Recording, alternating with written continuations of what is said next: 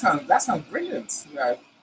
Where do you sell them? I've got them in local shops, but I can't go further because I need a refrigerated transport. I'm like, and that's a problem. Yeah, yeah, because they're very expensive, and even if it's not worth it, by the time it gets to anywhere beyond the local area, it goes off. I'm like, it can't go off that quick. I was in need a day, two days. It's my point is that so this lady got brilliant products, selling brilliantly in Nigeria, selling brilliantly here, but can't increase her orders because she can't deliver off her. It's a genuine problem. All right. So we're going to research how long it takes to get food from one point to another. And I know you pack it on dry ice because people do it all the time. How much would it cost to ship it across from wherever you're at in that side of the world? Yeah, And then we can come over here because that's gonna take a couple of days. yeah. I mean, it's like just from Christianos to here will be good. I mean, it's we're in the same country, just a few different towns in between. Yeah, and she can actually do like we could set this up right now. So she preps, right? She has a show every other week. So the Yeah, week she doesn't do the show, she's catering. She's prepping the food, you tell her. right? She's prepping the food. She's getting everything picked and packed, and then her children or her child. How many children does he have? Does she have? That's a young son. One son. Okay, so he packs, right? Mm. She needs to make sure he has on gloves because kids are full of snot and sneezing. So he puts on gloves. He packs all the food up. It's like a little project for him and his little friends. And then her husband takes it to FedEx. We got it. It's like an assembly line. A fresh, It can work. It can work, Bill. It can definitely work. I think it's what we need to do, right? and it's a black-owned business. Come on now. Let's do it. Let's do it. So anything that gets me more food, it's a joy. I'll take it any day. Let's welcome our small friends who are here. How you doing, Kenny? It's been a while. Glad you're here. When Restrip shows, message. Yay! It's early for you, Kenny. I bet you haven't been to sleep. That's what I figure, right? Thank you, Charlie. Glad you're here as well. Happy new day for you. Good evening. It's afternoon here. Was going to It's morning. Yeah, for you it's morning. But Charlie's in the US. Okay. But Oh my God, you must be getting ready for work. exactly, look, we'll take them all. Whether you're about to go to sleep, whether you're about to go to work, whether it's like breakfast time or lunchtime, you're here. That's important thing. Of course, if you're here, my friends, do drop us a message. Otherwise, I will not know it's you. I know you're here, but I won't know it's you in particular because I don't see your name until you say something. So our call to action right now is that everybody in the comments and everybody on LinkedIn kind of let me know that you're out there. Tell me you Yeah. love me. Send a heart All right. right into the comments. The boogeyman. You know, it, the world Just has changed. The tendency of the world is changing, Bill. I don't think we listen, right? I think hey, Annie. So are you using your regular mic or are you using the mic from your? the thing, Okay. from the Could you kind of sound far away? I just want to make sure that your audio hasn't switched. this mic wasn't on. I don't know why. Yeah. Okay. Much better. Anyway, this one sounds Much better. okay. Excellent. Right. So where was I?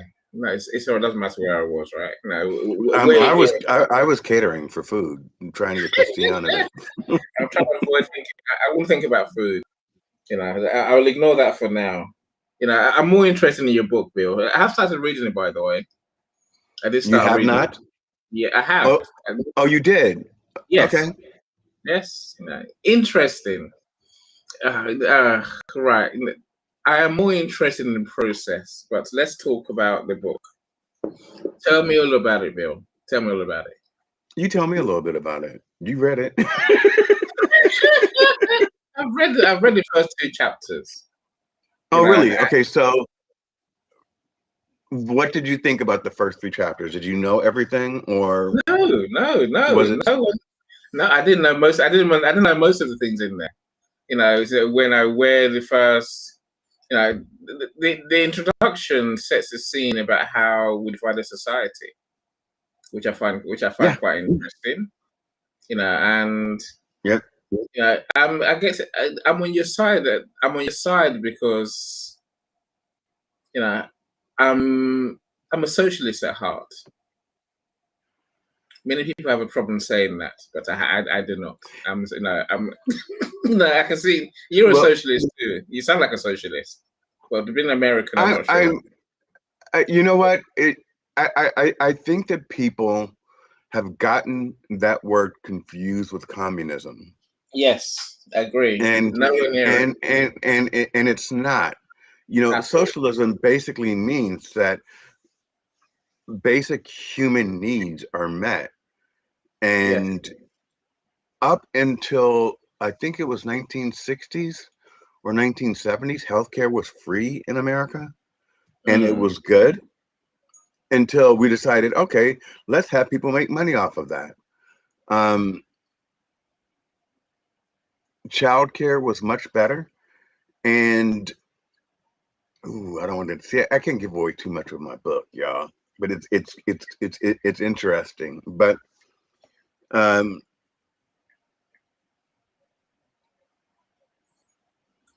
there was the same thing called two different names. One was called um, I'm sorry, it's early. My mind is blank. It's But one was basically like, the hand up, which meant that if you were in America and you had children, the government actually gave you money to help you raise your children. mm. And it really was what created that middle class feeling. But if you were a black person, it was called welfare. Same thing, same money coming from the same pocket, Yeah, yeah, but it was yeah. labeled two different things. And what they would do is, you guys got to read the book, but they would go into black homes and see if there was a viable male in that home. And if there Mm. was a male, then they would not give the benefit. And so, what a lot of men did in order to ensure that their families were fed was leave the home. And so, again, you have to look at how all these things that we're seeing today were manufactured. Mm. It wasn't that we were lazy. It wasn't that we were deadbeat dads. It was out of love. It was they sacrificed themselves so that their kids could eat. Yeah. And I saw that represented. I don't know if you gonna remember this, but Diane Carroll did a movie called Claudine. Would you not do that?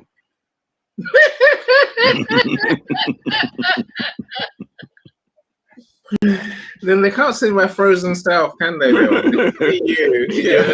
in all your glory. Oh, you're all up close. I'm like halfway.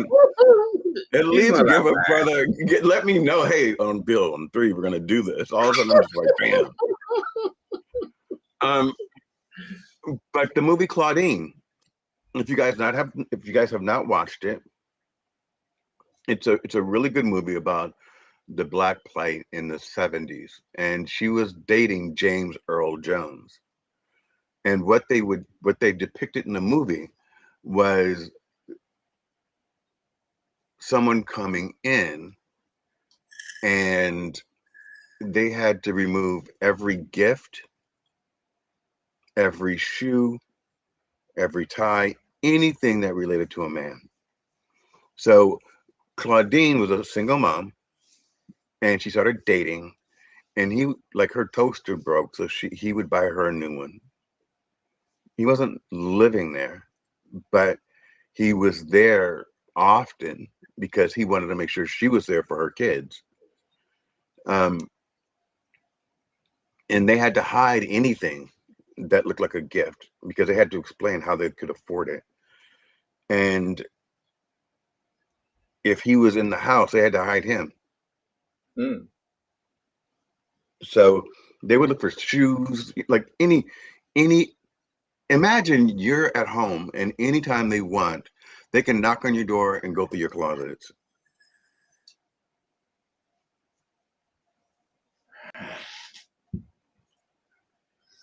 It's not a Isn't good that thing. everyday? Isn't that everyday life? Well, right now in America with ICE, yeah, for some people, Hmm. for some people, yes, but um, you know, it, I think I said yesterday, what would you want people to understand? And I said, don't define yourself by your zip code.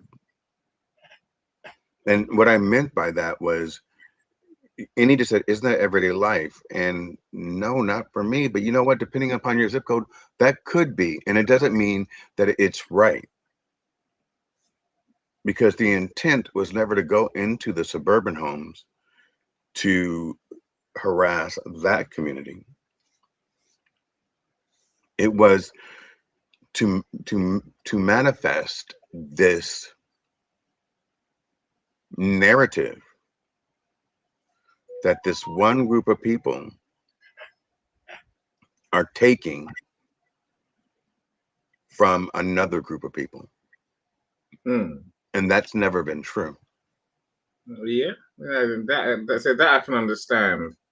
I mean, essentially, we have a false categorization, a false hierarchy, which is Absolutely. based on you being better than the other. Uh, that's pretty much that's a big lie, right? That's the big lie. Or at least that's one of the big There's lies. several. There's Exactly. That's several. one. So I've read 2 chapters, so Okay, so which is that it? Which is it? Because you said 3 a minute ago. Now it's no, 2. no, I read chapter 1 and chapter 2. So I've Okay. read those two for sure. And then, of course, the introduction sets the scene as well. In my world, that's a chapter in itself, right? Right. So you completed the whole grocery store scene? Yes, Okay. yes. Which again, look, from what I've read, is fact after fact after fact that you're dropping. Yeah. You know, in the book, Yeah. which many of us don't think about. I like the, I like the way you explain where the poor suddenly came from. you know, Yeah. again, It but as you read it, and then you listen to American um, outlets and how they describe a certain group of people, and they say, well, why haven't they pulled themselves up on their bootstraps? They did, and then you knock them back down. Why haven't they developed anything? We did, but you refuse to give us patents. Keep reading the book. I Don't will. stop on don't stop on 2 chapters, because it's going to build, and then that sets the stage for volume 2. And volume 2 is so powerful because volume 1, you're like, okay, facts. Okay, I get Mm, that. But volume 2 is now taking those facts and saying, now this is 100 years later. mm. Well, And sometimes more, because you're yeah, referencing yeah, 1700s, 1500s, and so on, right? To get this yeah, far. absolutely. And in volume 3, I'm gonna just give this one because it's not my quote. I took it from someone, but I want everybody to answer this question. All right. But any you have to follow along. What are you doing? Are you putting on deodorant? I'm doing no such thing. I'm sitting here frozen. I'm debating: do I turn the camera back on or do I just leave it? You know, you can hear me. That's I deodorant. keep hearing like spray sounds. I'm like, what's he doing? No. And I move my mouse. That's all. I move my mouse. That's what you can Oh, hear, right? so I want everyone to answer this question. So if someone stole your mother's car, any answer the question. If someone stole your mother's car, is that still your mother's car? Yes, of course it is. Okay. All right. All right. All right. All right. Yes. Of course it is. If someone, that same person, took your mother's car and then gave it to their son, is that still your mother's car? Yes. And if that son gave it to his son, is that still your mother's car? Yes. Okay. Until you buy it from From your me mother. or my mother, I don't see how you. It's never going to be your car, right? That's generational wealth. And so if you think about the fact that our patents were stolen, our ideas were stolen, our people were stolen, and what has been reaped from that stolen piece of property that we were, other people have handed down to their children, but never given back the actual property to the people that actually owned it.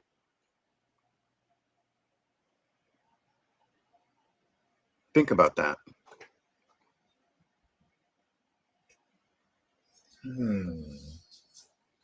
Think about that. Think about the fact that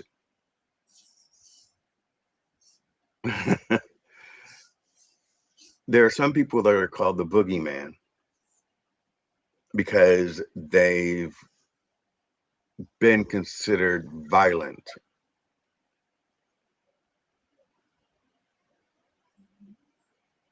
But at the same time, I can't find any source that says that Native Americans or Africans or Mexicans have gone overseas, raped, pillaged, and just took land. How do you find land that somebody's already living on? That's like Goldilocks. People think that's such a great story. That woman walked in and just said, "I'm going to take your house and determine which bed is right for me." Who does that? And that's okay. And then the bears get arrested. It's a way to look at it. You know, I suppose, you know, there are. No, there's always the stories doing the rounds these days that African countries kicked out the white farmers, for example.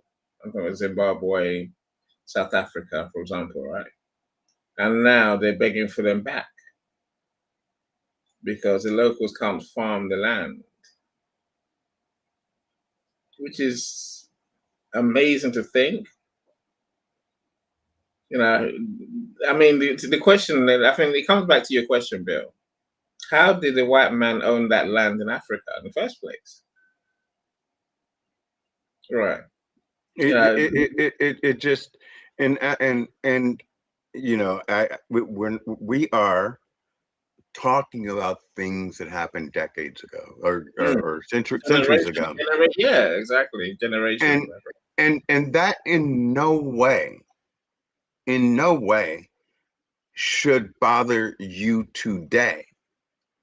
But we need to understand our history better. And our history has not even been taught to us correctly. People I always mean, ask me what made me think about the book. And this didn't make me think about the book, but this made me continue writing it. Was again, Christiana said to me on one of our conversations that her grandfather was told that he could not speak his native tongue. He had to speak English because it had been colonized. And I believe she said you could have been thrown in jail or beaten at that time. Her grandfather. So this isn't a million years ago. So if you think about that, my granddad had the same thing, Bill. You know, say so we're born British, but Nigerian parents, obviously, and then we got shipped off to Nigeria. And Granddad was very, very insistent. You don't speak the local language around me. Of course, he spoke it. You know, and right? it's not so much a local language. You know, let's say there are two Your native languages. tongue. Yes, there's native tongue, and then there's pidgin English, broken English. Right now, patois, call it what you know. It's all the same, really. But you know, there's variations everywhere you go. You know, and literally, we could not speak pidgin English around him at all. You know, and I think, you know, when you're a kid, you know, it's easy to say yes, no, with one word. But obviously, you know, you have to say it. You know, we have to say it in English. You know, again, I can try and think: is that a good or a bad thing? You know, it's a good thing now. It's a good thing because we came back to England. We're speaking English properly. You know, was our new normal. Call it that, right? This was in the 80s, 85 to be exact. You know, and so we can on one hand thank him, but look, you know, I think what upsets the whole thing, Bill, from my side, is the fact that we're British. We're part of the problem as far as the world is concerned. You know, Black British, Black American, we have the same problem, which is that I think there's a difference though, go for it. because I think the difference between the Black British and the Black American, or you and Yeah, yeah, Christiana, yeah, is yeah. at least you know where you came from. Mm, Like you understand what your culture is. You understand what it's like. And you also understand that because of the hierarchy that wasn't created by Nigerians, but was probably created by other people that said, okay, you guys are going to be the wealthy and you guys are going to be over here. How it created that divide where you couldn't walk into certain neighborhoods. mm, mm, But what you just said is not, and that's why I say the boogeyman, because it's not one person, you guys. mm. Because I remember growing up in Los Angeles, and uh, Mexican affluent people would say, "Oh, I don't speak Spanish. My parents won't allow me to speak Spanish in the home," and it was because their parents did not want them to have an accent. Yeah. Now, the problem with that is, why are we, in all of our beauty, chasing somebody else's culture? Why are we forcing ourselves to bend and contort to make somebody else feel comfortable? while at the same time, that same those same people, those same people are looking at what we're doing, imitating it, and making money off of it.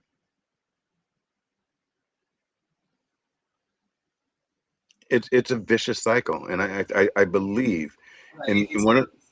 one of the things in the book that ends the book real clearly, and it's going to freak some people out, is I believe in speaking about color and race, and I believe that for me to say, oh, well, I don't see color, then that means you don't see me.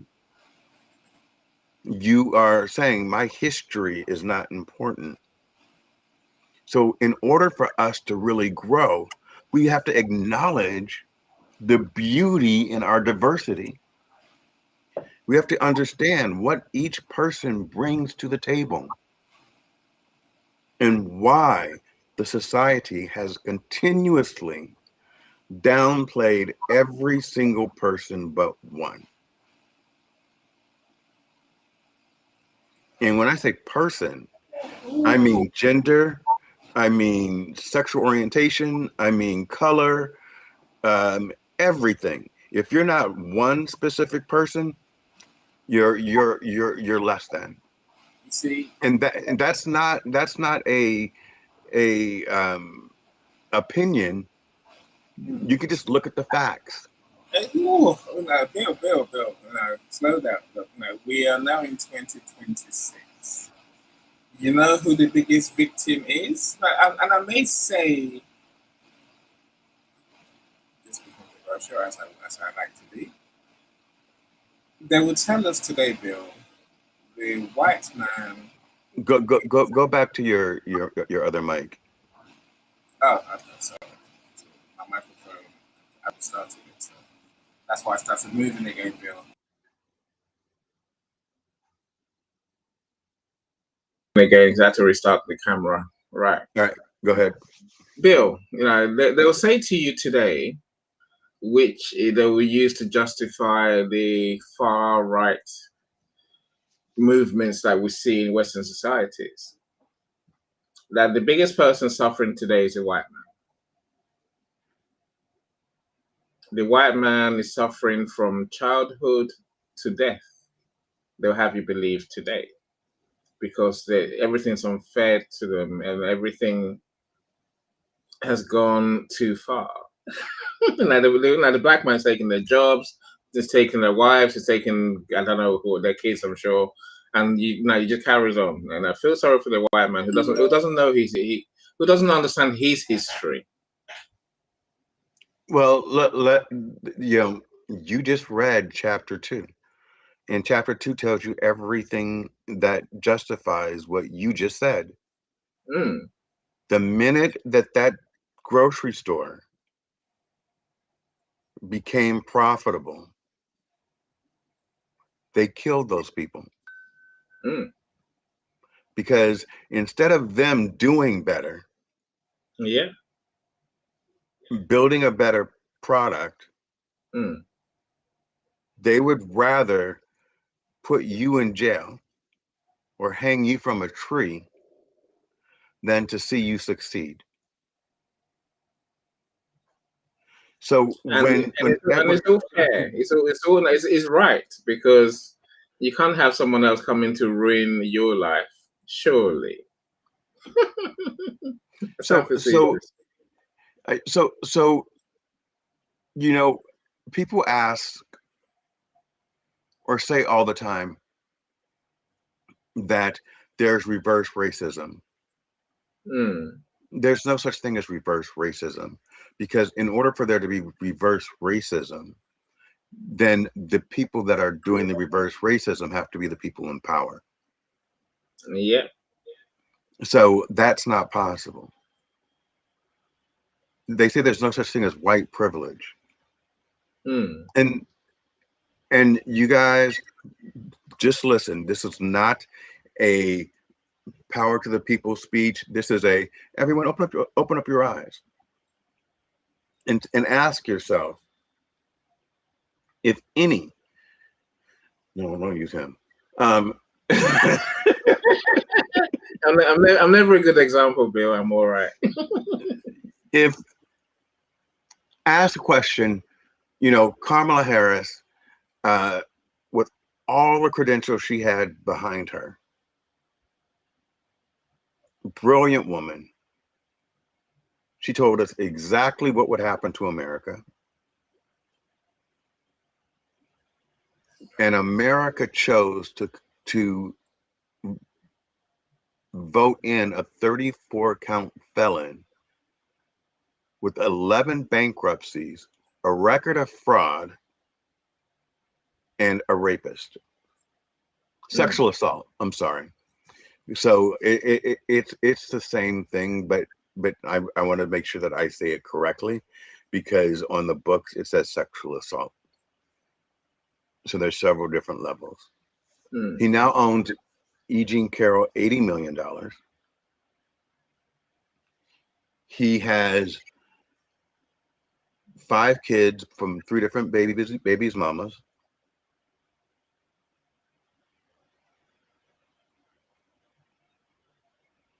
He put out a full-page ad to kill Black teenagers in the 80s that were later found not guilty of the crime. And he never found it in his heart to say, I was wrong, or apologize for that. Come on, yo. He's made billions of dollars being in the White House. And some ding-dongs out there are saying, well, it's because he's a businessman. Y'all, he is he is taking food from your grandmother. Taking food from your grandmother. His son is creating Bitcoins, and then he's endorsing them, and it's going way up high. And then you know what happens? People invest their money, and then it tanks. So they get it out there, they get it high, they sell high, and then you lose your money. He sells you a Trump phone that's made out of plastic gold that looks like it came from Barbie's Playhouse. And you fools buy it. And you wait for 3 years to get it, and then you complain because the technology is 3 years old. I've never seen such blatant disrespect for the American people that I see today. I find it unbelievable. I can hear that. And well, because just shut your eyes and put Barack Obama in there, and then say Barack Obama just had a UFC fight on the front lawn of the White House. We could not do that, but y'all can. Yeah. With our money. With our money. With our money. This man had our entire military on his birthday drive down the streets of Washington, D.C. Did nobody show up? He took off every plaque of Black history in national parks. He removed the name of Colin Powell and every other Black person from Arlington Cemetery and pushed it down so that you can't really see the significance of what the Black man has done in America. They're banning books so that we cannot teach our children about what happened. So why did I write this book? Because they're not telling you the truth. And there are things in this book that I learned that shocked me because they never told me. The book starts at a very specific time, but it's not about slavery. It's about everything after that. Yeah. It's about everything after that. This is not a slavery book. This is not a nobody knows the trouble I've seen. This is a book about resilience. Yes. I And agree each with time we pick ourselves back the fuck up, dust ourselves off, and we grow again, and then someone else comes and bombs us. The biggest bombing in America, the largest bombing in America on American soil, was done by Americans to Black people. Bigger than 9/11. They dropped bombs on us. Did you know that, Annie? Yeah. You have a strange country. But Yeah, did you know look, that? Did you know that they bombed our wealthiest city that we created? not especially. I know. Okay, so it's in the book. Yeah. Keep reading. There's variations of America's cruelty to itself or stupidity to itself. Call it what you know. So either one applies, right? And I think even creating the nuclear bomb was, it affected Americans more than anyone else. If you think about the process, more Why do we Americans need the died. biggest? Why do we need the biggest army in the world? To be honest with you, we are so far away from everybody else. If we just sat here and minded our own fucking business and gave our children a better education and had enough to just do an Iron Dome over America like we do for Israel, we'd be set. But no, we think it's better to create war than to create education. We think it's better to send troops into somebody else's country to remove their horrible dictator than to vote the one that we have out. It makes no sense. This need to be the biggest and the most powerful, yet the dumbest. You know what, Bill?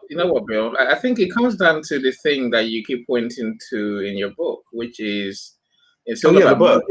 It's about money. It's about money, right? And that's it. That conversation is about Bill's book. The Bogeyman was built. And there's a long subheading, so a subtitle to it. I said, bro, Charlie likes what you're saying, so well said, and you're speaking facts. There's many great questions that we need to get through as well. Chris P, how you doing, Chris? Long time. If it was like, I'm glad you're here. I'm glad you're in the early one. You're talking about Tulsa in the 20s. More. Well, what I do in the book, because Chris is right, I touch on that in volume 1, but in volume 2, I walk you through what it would look like today had that not ever happened. And that goes against the myth that the Black people have never contributed anything to America, that we're lazy and that we're takers.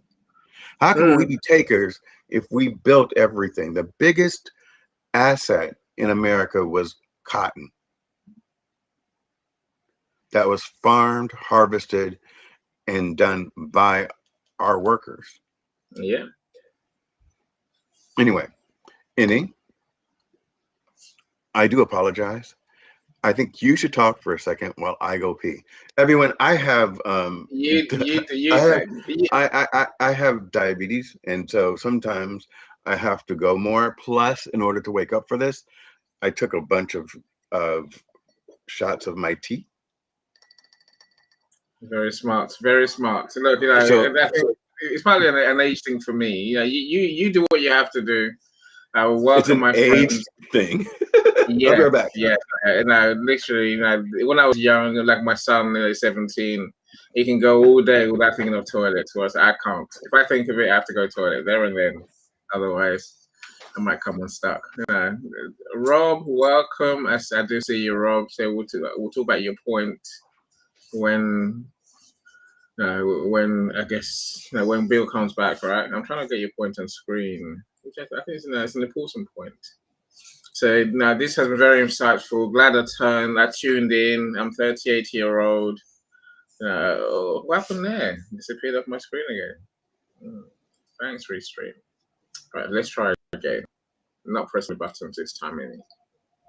Right, so I'm a 38-year-old white dude from the suburbs. Didn't know a lot of this, and that's on me. Look, Bill's book is full of facts.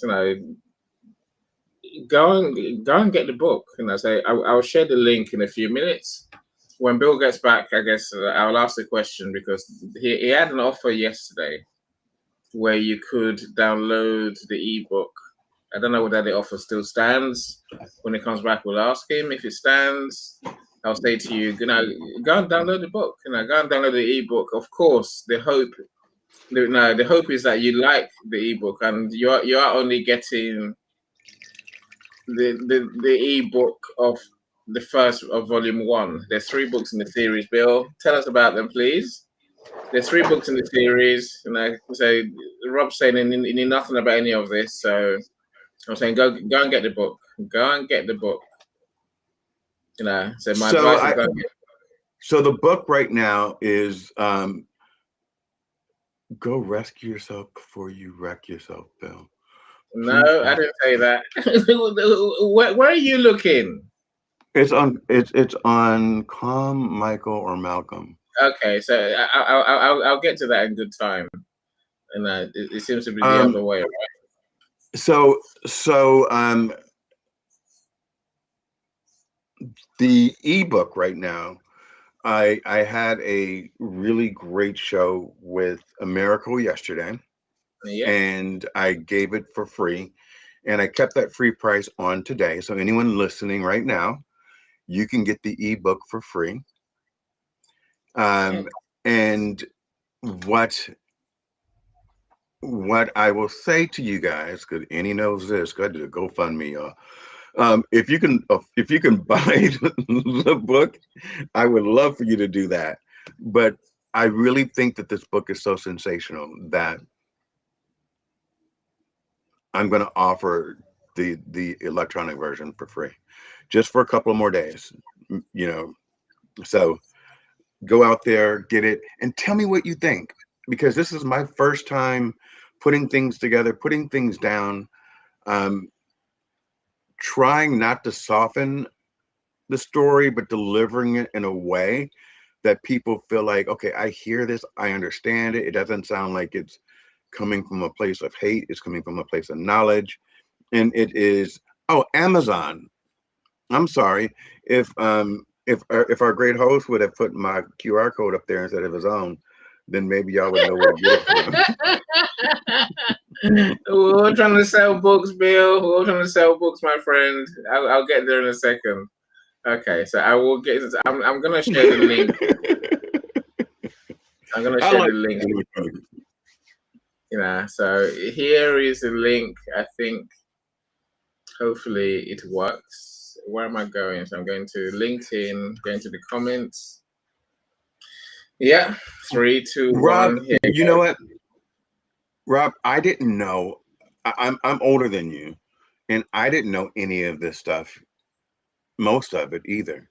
What occurred was, through this year, or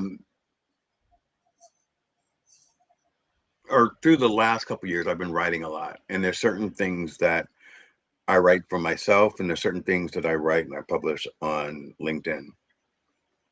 And as I started digging, I learned a lot more. Like, I didn't know about Tulsa until 2020 because we were closed. Everything was shut down, and I was watching 2 movies. One was The Watchmen, and the other one was, I don't remember, but it was really good. I'm going to send you the link to that movie, Rob, because it's really, really good. And there was a scene in a movie theater, and bombs go off, and I said to myself, "Oh, that's a really interesting scene." And then someone else said, "Well, that's our true history." And I was like, "What?" So it's the things that were never taught.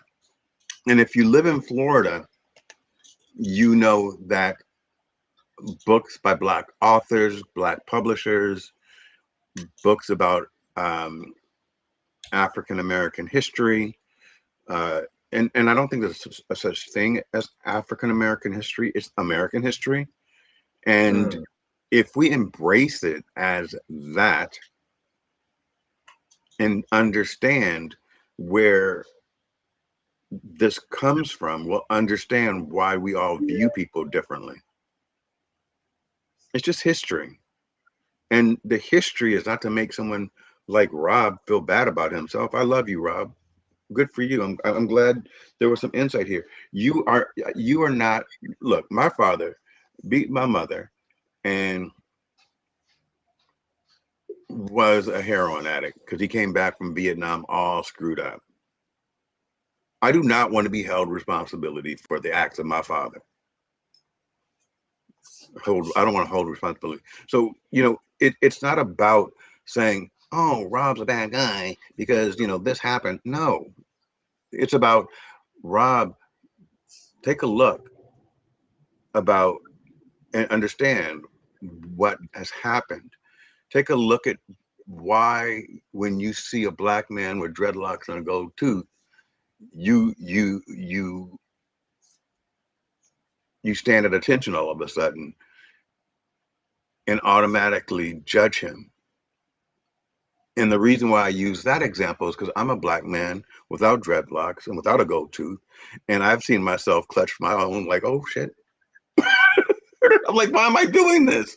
This man is like so chill and dropping knowledge, and I just sized him up. It's not that you do this or you do this. I think we all have that, and we all have something in us because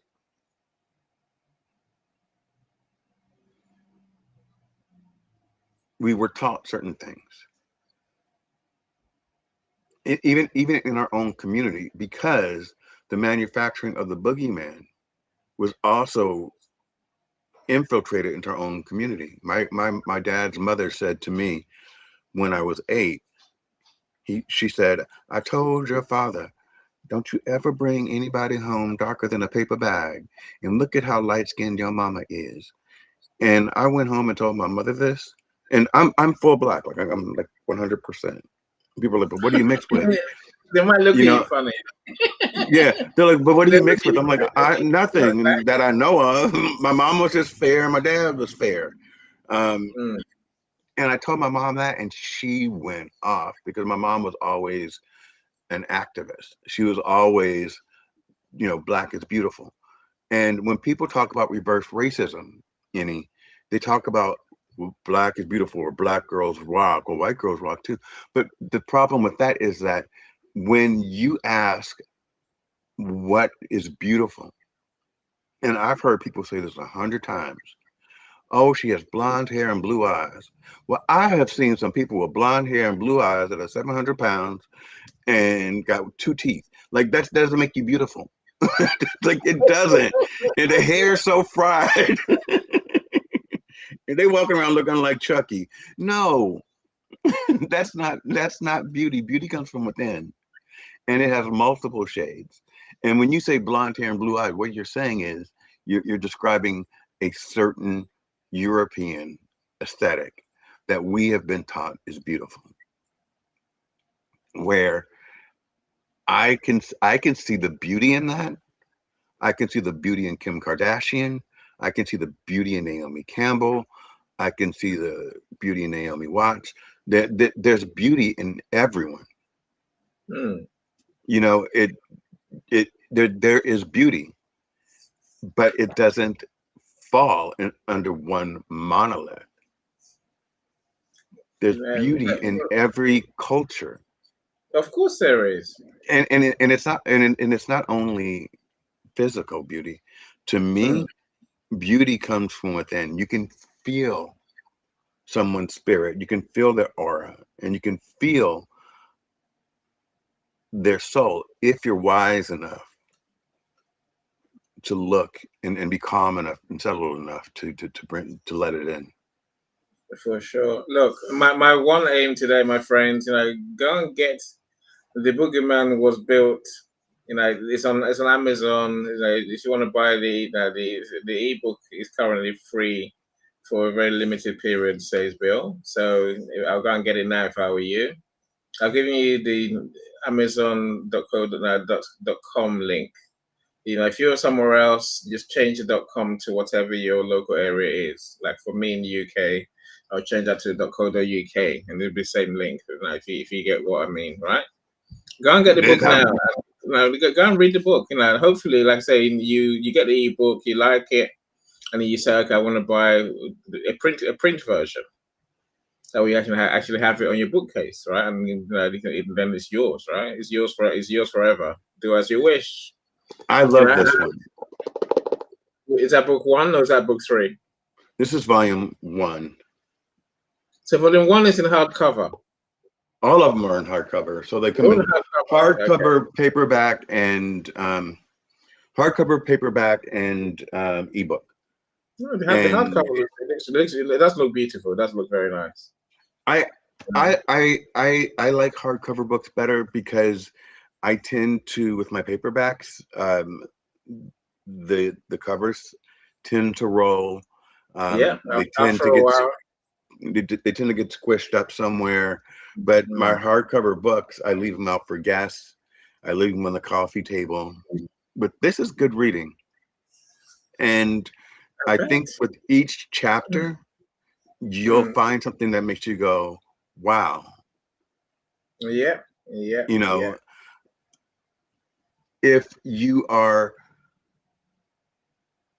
a person that has been labeled the boogeyman, you'll say, wow, I didn't recognize how brilliant we are. If you're not the boogeyman, you'll recognize how the image was created and how that voice was silenced.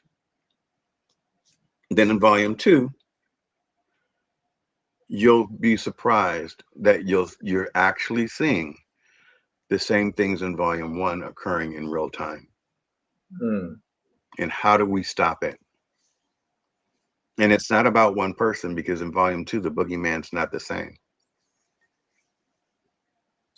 No, because everyone is a boogeyman. That's what I take from your book, Bill. Yeah. Everyone, we're all part of the problem. We're all part of the solution, and but ultimately, we're all victims of the stories we've been told. Yes. That's my general conclusion. So look, if it sounds intriguing, my friends, which you should, do go and have a look at it.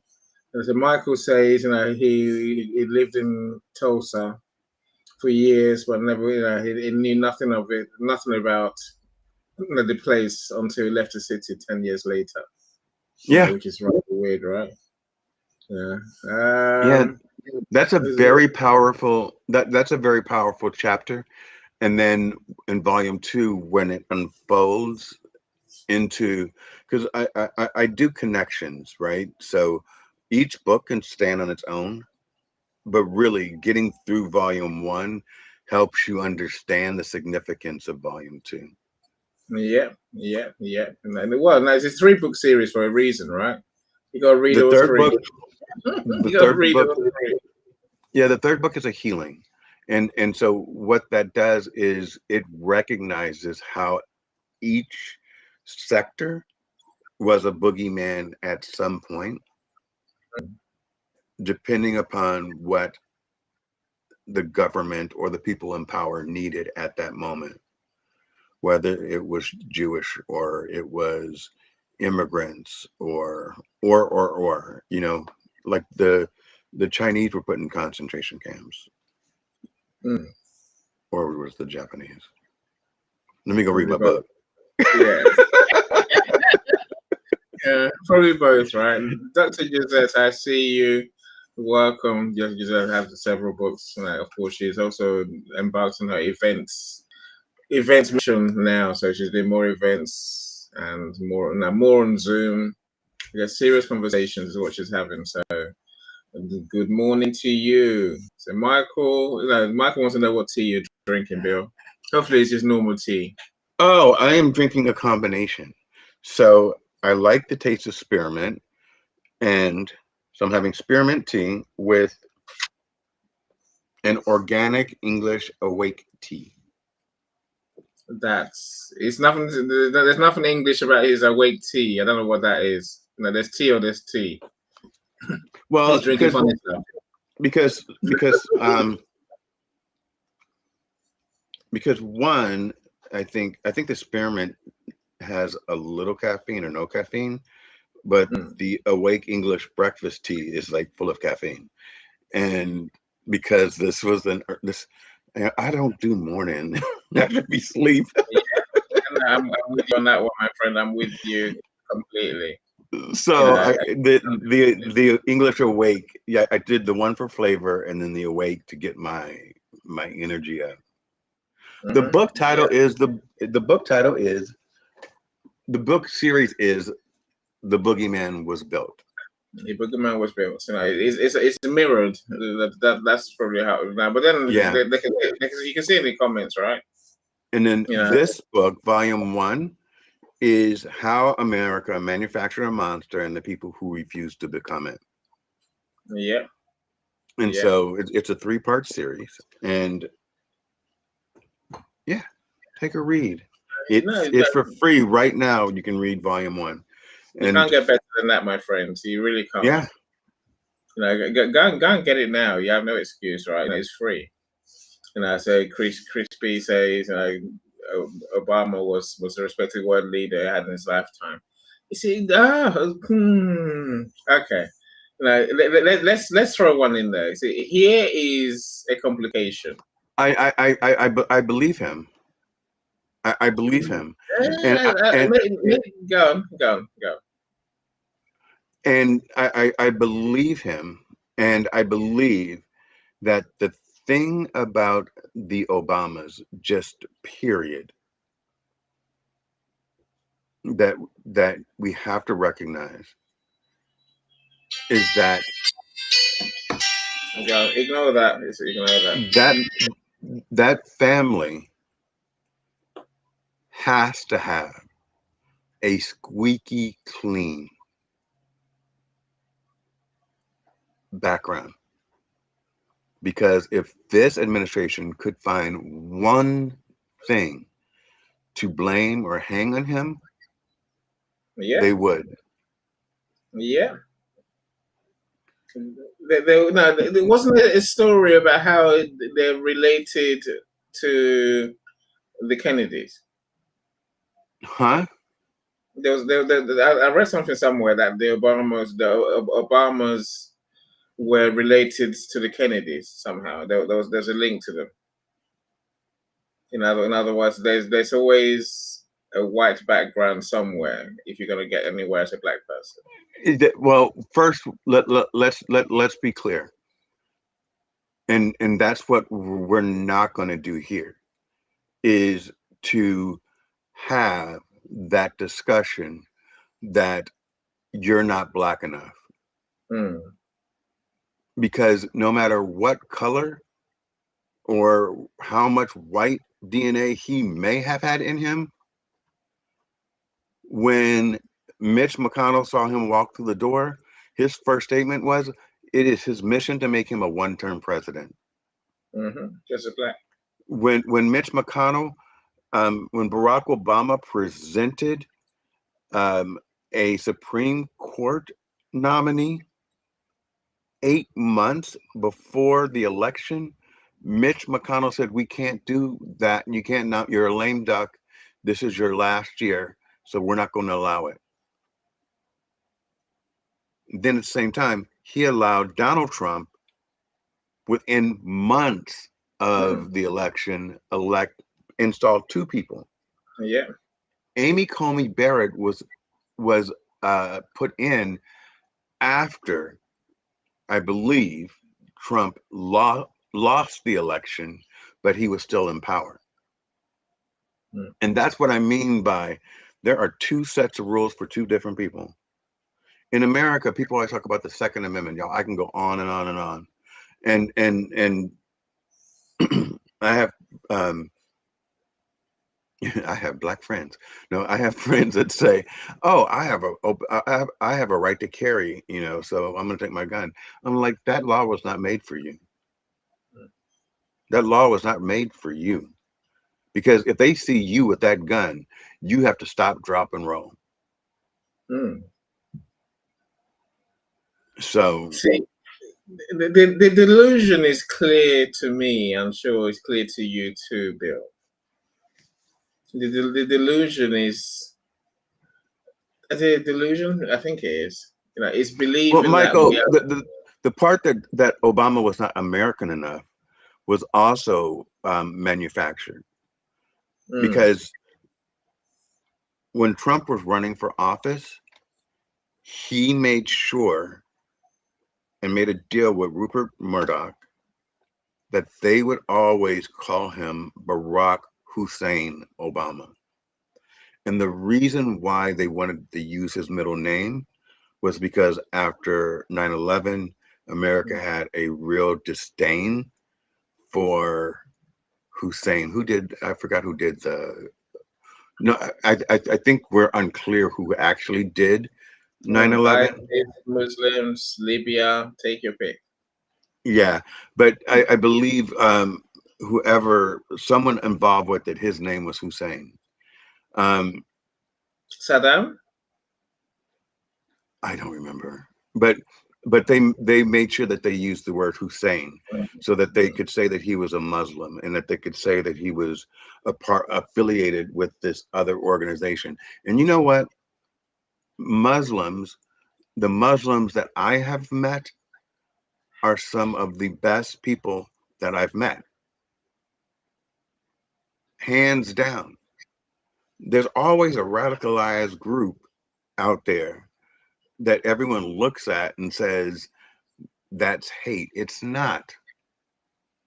Just like Christian nationalism is not love. It's not. I'm not saying that Christianity is not love, but there's a division. There's a separate. There's one that is there to uplift everyone, and then there's one that was there to hold a Bible up to say you're not good enough because you don't agree with this book. Yeah, golf course names. Yeah, you're reading all the way down now. I'm going back up. Professor Roxana, good morning. Welcome, welcome. As Chris says, racism does exist, as does reverse racism. So white privilege does exist. Sorry, Chris. White privilege does exist. So does reverse racism. But racism has nothing to do with power. It's just not liking someone or judging someone based on race. I don't know. Bill might argue with you on this one. Everything comes down to power.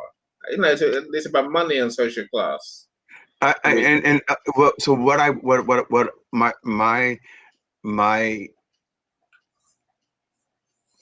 polite pushback on Chris, because Chris and I are brothers from another mother. Hey, Chris, is racism, reverse racism has everything to do with power.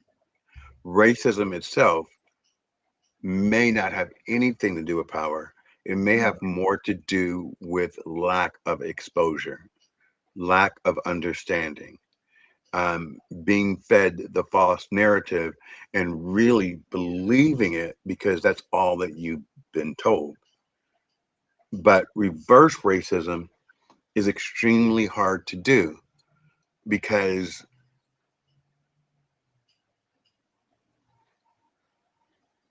most in America. If you look at the globe, you know, the percentage of black CEOs are lower. Mm. By a long You way. know, and even with Barack Obama and Kamala Harris, they both got a lot of heat because they had to ensure that they were being just and fair across all all Mm. areas. Mm. And what they got slammed for was, well, you didn't do enough for the black community. Yeah. You know, and you know, Kamala got nailed because she put more more black men in jail for marijuana possession, but that was her job. She was the Mm. attorney general, Mm. and it was illegal at the time. Yeah. So if it was a male counterpart, if it was a male counterpart, they would have said, "My God, look at all the crime he got off the street." Mm. But we look at it and go, "Well, you know, she should have given the brothers a pass." You can't do that. She had a job to do. Today, would you have made the same decision? No, it's legal. It should never have been illegal at the time. And there have always been a double standard on drugs and who's carrying them and the offense. You look at one group of people that were doing cocaine and they get a slap on the hand, but the people that were doing crack, which was a small percentage of cocaine, were Mm. in were put under the jail. So Yeah. we can get into all these things. Mm. Well, Bill does in his book. So you go and read the book. Then you can really you can go into rabbit holes as I call them, right? So He's tired of talking to me. Jason's here. So glad you're here, Paulette. I see you too. Of course, welcome, Paulette. Any playing statues? No, I'm moving. I think I'm moving ish. Yeah, see, I move every so often. I move, like I just did, right? So I'm all right. Liana, welcome. I was wondering why you said happy Saturday, Liana, but you corrected yourself. It is Friday still. I thought I might have missed a day.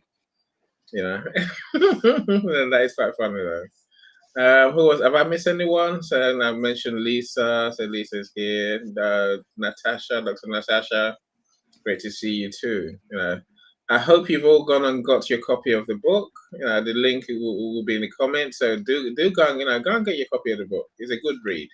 And follow my author page too. It's like Yeah, the more followers I have on my author page on Amazon, it kind of ticks the book up too. So get the yeah, and book for also free. yeah, If uh, if if you like what I said, remember that I am a starving artist. So get the book for free. Buy the book so I can feed myself. yeah, yeah. But buy the book and leave a review. That'd be really handy. You can leave a review on LinkedIn if you want to, or just leave a On review on Amazon. Amazon, leave the bill on Amazon. Then Yes, copy and paste it to LinkedIn if you must. Say yes. just leave a review. That'd be really handy. So now, try and do this in a minute or two, Bill. What do you want to happen as a result of people reading this book or reading your books? I want to lay the foundation so that they understand how we got here. I want them to look at today and recognize that we're heading down a very slippery slope, very, very fast. And then the third book is recognizing everyone that's ever been considered a monster or a boogeyman. And at the end of it, I want everyone, just like the beginning of the book, to lock arms and change. Because we can only change if we stood as we stood in the beginning. Because what created the monster was that beginning.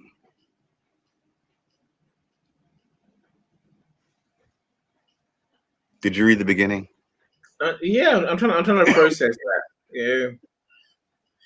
Yeah. So The beginning, we're the beginning is what got us here, yeah, right? In and the which case, beginning is what gets us out of it. which is rather that's an odd bit. You know, doing something different might be what gets us out of it. But are you saying do the beginning The longer, locking harder? arms. No, no, Yes. no. So in the beginning, we rose up together. Mm. Irish, Solidarity. African, Yeah. Irish, African. They were all Scottish. slaves. Yeah, Mm. they were all slaves, and they created this division, and then they created the narrative around the division. And so, Mm. what we need to do is recognize the truth, recognize that there's no one greater than anyone, No, we're all slaves. and no one less than anyone. Yeah, yeah. And the only way we're going to get out is if we are unified. And our forefathers, if we really think about it, when they wrote the Constitution, they said, "United we stand, divided we fall." Mm. And they've divided us. And I think that this wonderful country is falling apart piece by piece. And on the world stage, we're not getting the news over here that any might be getting, but on the world stage, I think we look ridiculous. This man just took a Qatari jet, spent $4 billion of your money to fix it, flew it one way, and then couldn't fly it back. The dumbest thing I've ever heard. But we can't feed people. Get the fuck out of here. Go by the book, my friends. Right. Let's talk about the process, which is my interest today. Right. Oh, So a we lot ain't of done people. yet. No. There's 3 great questions for you. That's just from the audience. Okay. I said, I like Ryan. I love your question. Thank you so much. It says, how do you choose the right topic for a book? Oh, so where did this come from, Bill? So Ryan, I write every day. Either do not do that to me. You see love before I do, by the way. I press the button and you complain. It hasn't happened my side yet, but you look great as always, Bill. Go carry on. Okay. This man. So I write every day, whether it's song lyrics or articles or affirmations. I just write things. And the easiest thing for me to write and the most obvious thing for me to write would have been a leadership book. And I think that the leadership book would have done a great service to my career, and I need to get my career back launched up. But I felt like this book would do more for everyone. So instead of focusing on what was the easiest, I focused on what was most passionate for me in this moment. I'm still going to do the leadership book, but as my first book, I didn't want to produce something that was self-serving. I wanted to give something back that not only uplifted my people, my children, opened up my friends' eyes to things that they see, but can be handed down generation from generation and be something I'm proud of. Everybody writes a leadership book or a coaching book or something, and I'm just like, no, I could do it. I do it all the time with my articles, but this is where my passion lies. And Fair enough. You know, You just cut way me off. that's a fair enough way to choose a topic. You can come back in, Bill. You know, you can always interrupt me. It's fine. Well, that's how I chose the topic. Yeah. Now, I say, look, you know, I said, It was my look, passion. there's three ways you mentioned. You know, essentially what you know, the leadership stuff. You know, Yeah. it's one way. You know, it's another way. You know, is writing for what the world needs. You know, what you truly believe that people are missing, and that's a very big reason to write a book. You know, if you know something that people don't know, you know, that's probably what guides most authors. Of course, you know what you're passionate about as well. You know, so that could be a third angle, but you know, I think you can find a combination. You know, having that passion, I think, is necessary because you know, you can hear it through your words on the page. You also hear it when you speak about the book as well, Bill. You know, this is something that you care about, obviously, and you know, and I imagine it's burned you for a long time. You've thought about this for a long time. Yeah, absolutely. I've thought about it most of my life, Wow. and more so now. And I've thought about it because I see things that you don't any. Mm, Because mm. people look at me. I said this yesterday and don't know what the hell I am, and so Don't worry. they'll Every time you say they, that, I laugh. they do, it's true though, and so they'll sit there and they'll say things, and I'm just like, do you know who you're talking to? No, like, are you serious? obviously not. Obviously not. Obviously not. Look, I've got now. My wife is white, and people will say things to her, and she just be like, "Did you really say that?" And they really did because all they say is a white person. They wouldn't imagine she's got a house full of black people. Basically, is the way they'll Right. look at it. You know, and you know, so I can believe you hear things that you know that are unthinkable. You know, but people think them, right? People do think them every day. You know, They they and they get mad. They say things. And the part that upsets me the most is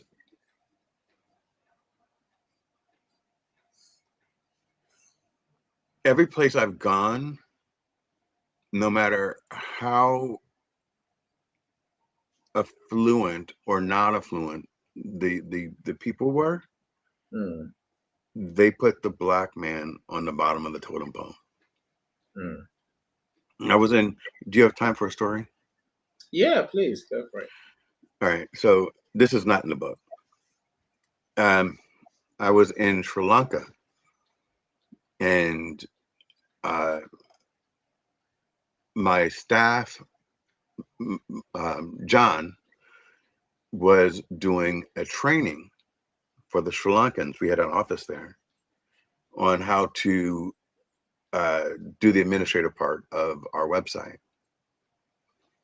And I'm in the back, so the entire group is facing John, and I'm in the back, and all I'm really doing is listening to make sure John's doing a good job, and I don't have to come back here again, and it's safe to have him fly out, because you can't be every place at every time, but you Mm, do want to make sure that when you're making a big transition and you're a C-level person, that your name is on that line and that mm, the training is going the way you want it to be. And so um,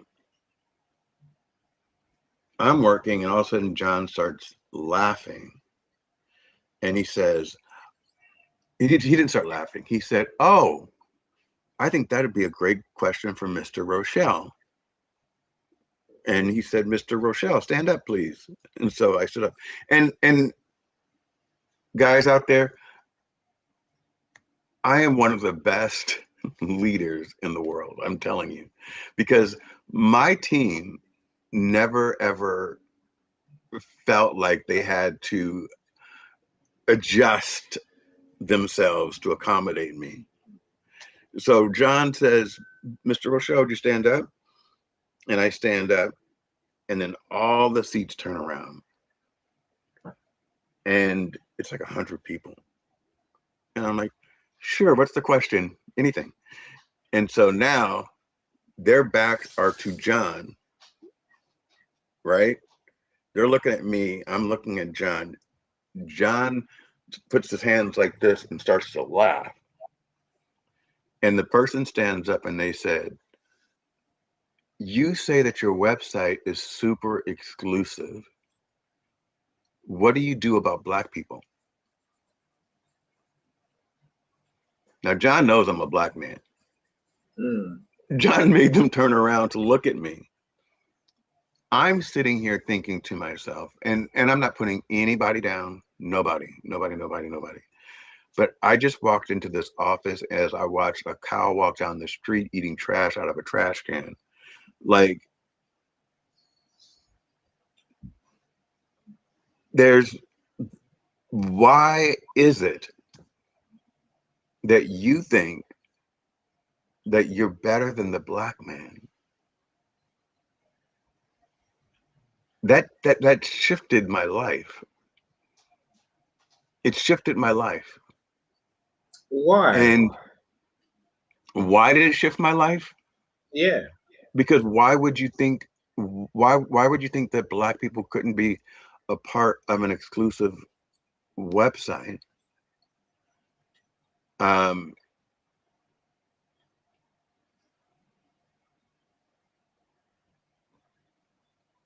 Thousands of miles away from America. What stories have you been told? And I wasn't Yeah. in a position to educate an entire continent or island on Mm. the successes of Black people. And then when I said to him, I said, "Well, how would you know that they're Black?" Because their job was to review content to make sure that there was no hate or anything like that. Mm. And they said, um, because they have poor grammar and they speak in short sentences.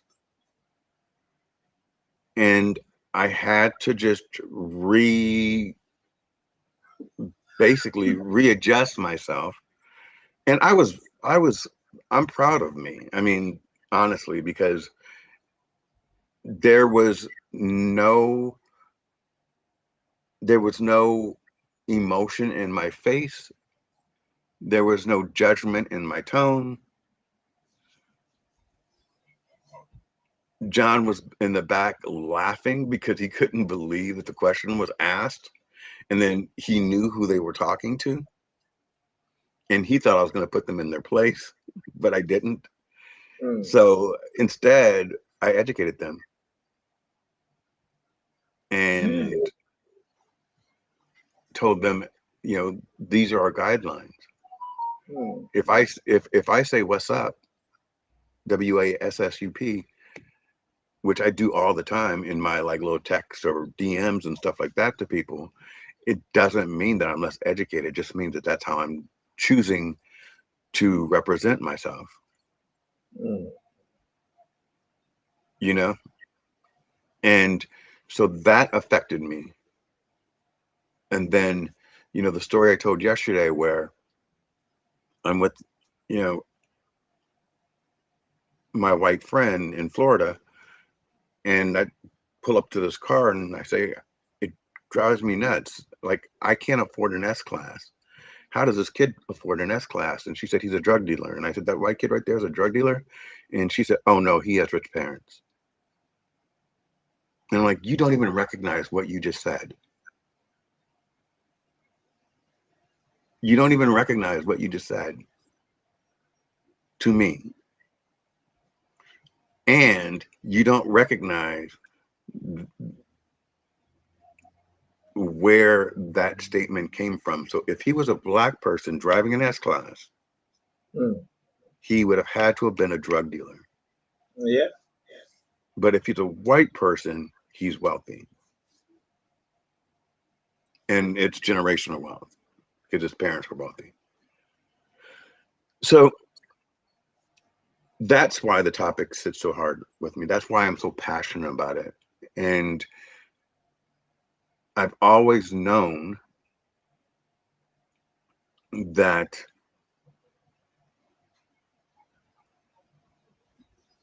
we are greater than what is shown in the public. You know, I know every black person out there will say whenever they see the news and they see a suspect on the news, like, please don't let him be black. Please don't let him be black. And it's true. And most time he's not. But if he is, you hear about it from every angle. But you haven't heard about the person that shot Charlie Kirk. No one knows. We heard the news. No, we heard the news. We didn't hear any more about who it was. Yeah, I mean, we know who he was. We don't hear about the person that shot at Donald Trump. He was a white guy, you know. The two people that shot at Donald Trump was the white guy. So it's just crazy, and so I am passionate about it because I see the disconnect on how we are portrayed, and not only portrayed, but how we're judged.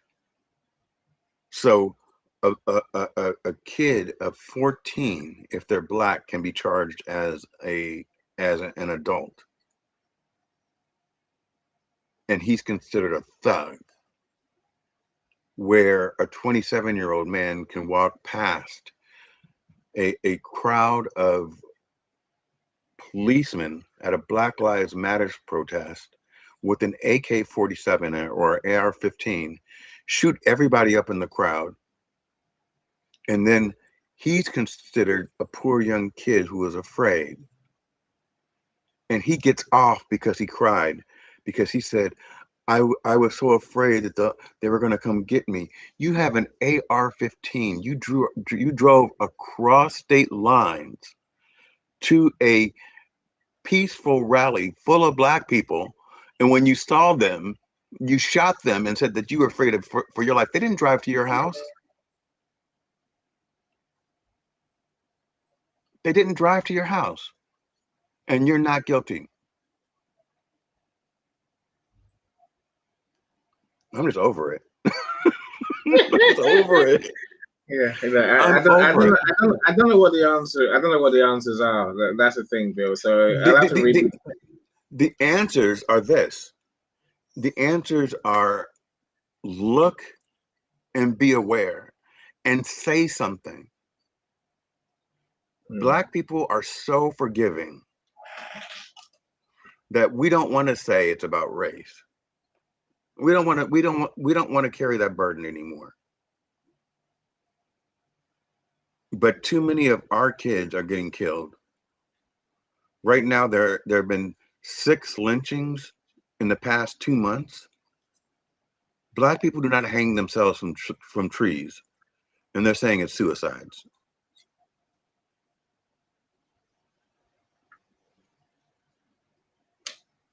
You know, the people that they've taken out through ICE and put them in El Salvador or wherever they put them, but it's not right. The white woman that was shot, you know, in Minneapolis because she drove past ICE and they said something to her and they shot her in the face, and then they made her said that she was the assailant because she was trying to run them over. That was not true. So anyone can be the boogeyman. Yeah. It's what fits into the narrative of the person in power. And for that, I think I'm done. Do you have 2 more questions?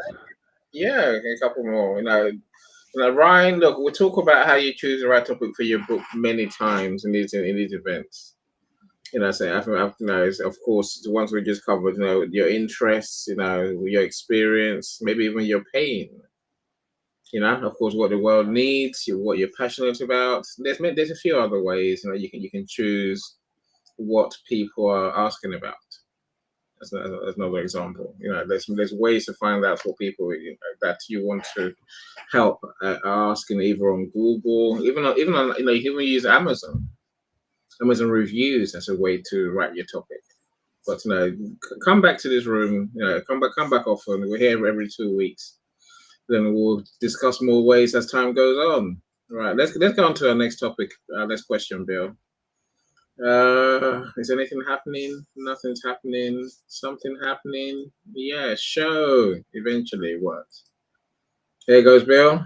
This one requires thinking about, but let's see how you got your head around the topic. So in terms of mindset, and that's what the question is asking.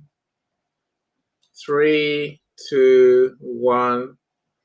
No, it didn't happen, Bill. It's coming though. There you go. Eventually. Right. So what's the biggest mindset shift authors need to make before turning a book into a business? So I haven't. Let's break that a bit, because Yeah. you got 3 books just published right now. Are you thinking book to business, or are you thinking hobby writing? No. So I haven't turned my books into a business, so I haven't gotten that far ahead yet. The biggest mindset shift that I had to make was to just do it. Was to take what I had, give myself a deadline, and to put it out. And that's what I did. And after I put it out, then I was like, now what do I do? And so that's why I'm on any show and on Americo show, because I put it out as a passion project. So the what I would recommend to anybody is that if you have something that's burning inside of you, that's your spirit telling you it's time to let it go, and put it out. And once you put it out, I have not looked at sales rankings. I have not looked if I have any reviews. It's only been out for about a week and a half, about 10 days. And I'm a first time author, so I'm not expecting, a huge uptick yet. So and I just did my first discussion about the book yesterday. This is my second besides the launch. So Juan, I haven't thought about that far about turning the book into a business. I more so took a passion and a concern and put it into words that other people can hopefully, hopefully it will resonate with them, and it will not change people's minds, but help them. Yeah, I want to change minds. And if it doesn't completely change your mind, at least give you some insight to think about before you see somebody. Yeah, I like that. Look, I would say now you're already down the book as a business route, because whether it's happened by luck or by design, having a book series is a big help.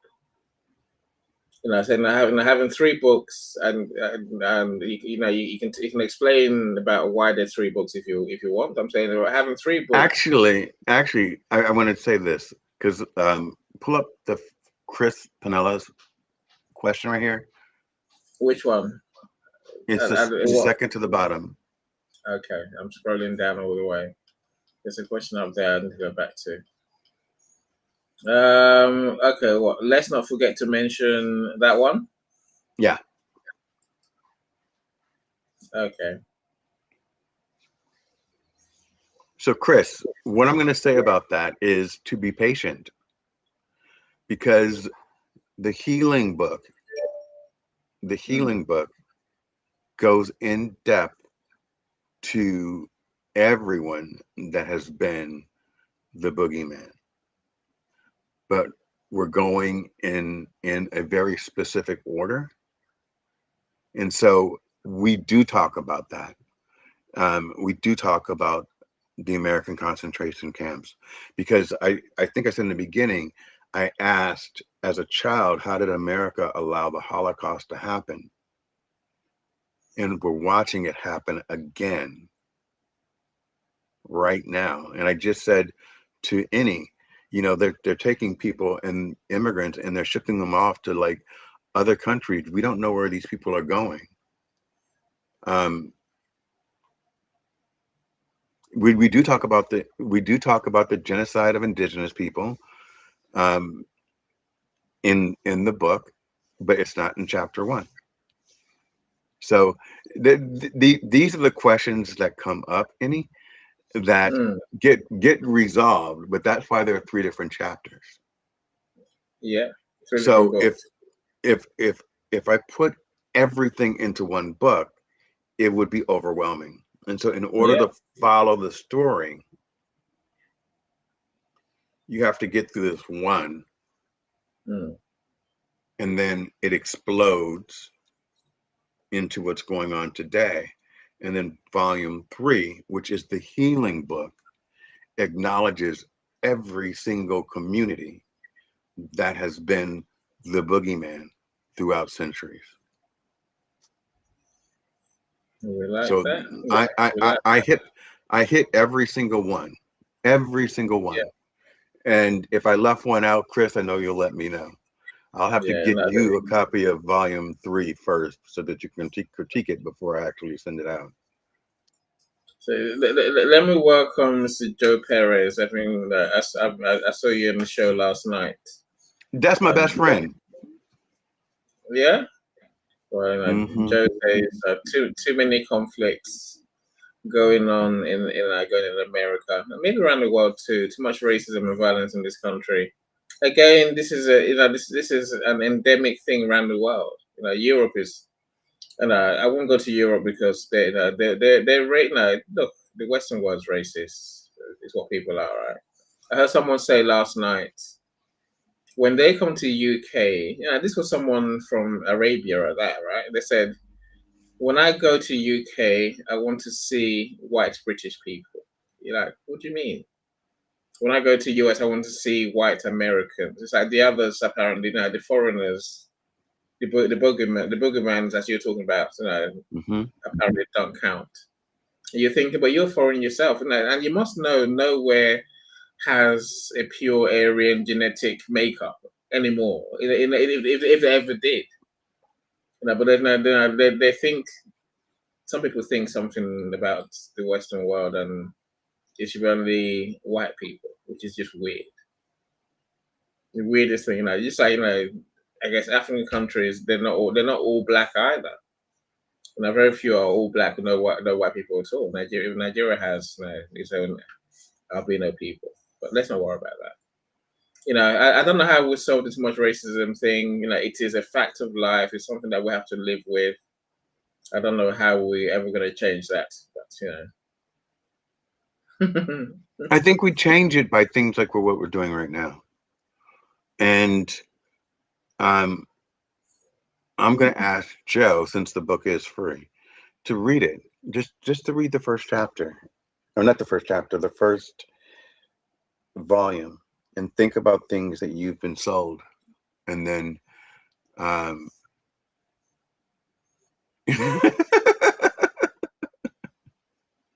that's my other buddy. Which one? Chris and Joe, they're funny. Okay. Chris And Chris is right. Chris is 100% right. We're heading backwards, but we're heading backwards intentionally, by design. in a good way, or in a not so good way? In a horrible way. In a terrible way. We're defunding. We're in America. We're defunding things like people with disabilities. We're defunding food snaps, or SNAP programs. We have a leader that lies to other leaders says that he makes deals with people that he has never made. This is insanity, and you cannot tell me that Barack Obama could have done any of this stuff and still been in office. There's no way, none. And I don't see I don't see the reason why people are so enamored with with our current administration, why they're so in love with it. They say the right things, and they promise They the say white things, but then they people. do something different. Yes, but they promise the white people some recognition of how they've been done, how done by. Ooh, Joe, call me after this because I want to know how you did that because I need SNAP benefits myself. No lie. All You right, sorry guys. that's I really know. Trump speaks to a version of Americans, and I think the American issue is more complex than race. Of course, that's what you said in the book. You're saying it's down to some level of poverty, which Yeah, and absolutely. of which the poor have been lied to into believing there's something else, into believing that their power comes from subjugating others. There's someone less than you, so use that as your vehicle for your happiness and your for your. I think Freud described it quite well. It's a small man trying to feel big by pushing others down. Is what it comes Yeah, down to, right? absolutely. That's That's I would I would love to get Chris up here to talk because he'll tell you in more of a tech, because Chris is a polymath, so he's like super super smart. Not that you aren't smart any, but I'm not. I don't know if I'm smart, Bill. I'm quite happy to be the guy with the simple questions and the simple way of thinking. Yeah, me too. Me too. Right, But Chris can tell you about like the frontal cortex and yeah. then something else, and how people with this type of mind thinks in this way, and it's just weird. But Write the book, Chris. Write the book. Yeah. But let's see it from your point of view. Look, so Coach Sean is here as well. It's great to see you.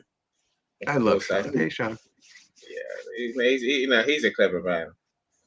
He's so calm. Yeah. I've showed 2 comments so far. I'm still waiting for one of them to show up. For either of them to show up, really. Did that one? No, that was Coach Sean's comment. It's not going to happen. Hiya, Enid, William, Bill, and all. I see you too, of course, Charito.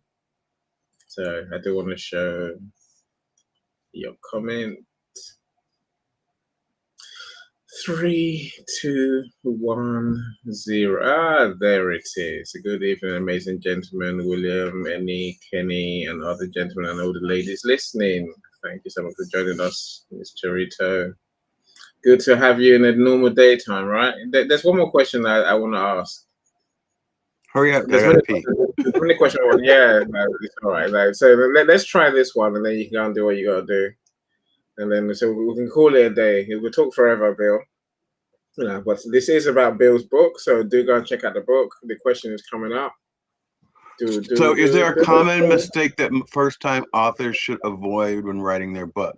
I'm going to say this.